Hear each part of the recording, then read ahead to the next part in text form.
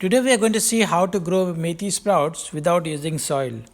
A lot of you had questions on how to grow it, so I just decided I'll create a short video.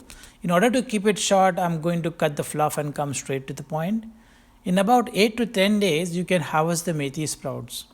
First, you take 2 handful methi seeds and soak it in a container. Make sure you put enough water as the seeds will soak up the water. Cover it with a lid and let it soak overnight in a warm, dark place.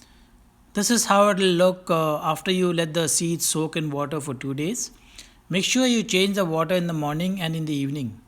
Keep it covered with a lid. Now that the seeds are sprouted, I have transferred it to a bigger container. I use a colander set as it is easy to fill it with water and strain it.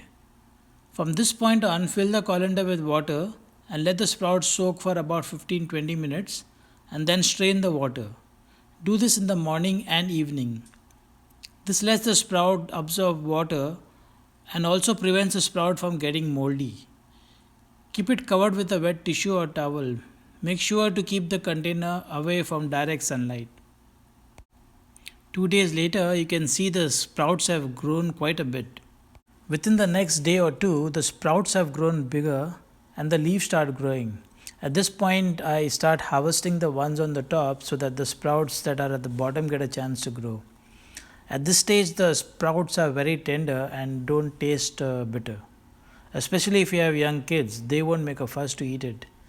What I do is I keep harvesting every alternate day and fill it in a Ziploc bag and keep it in the fridge.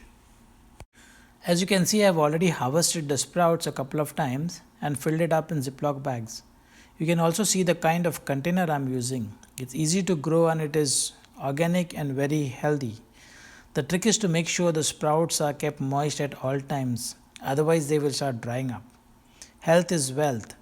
If you like this video, please click on the like button.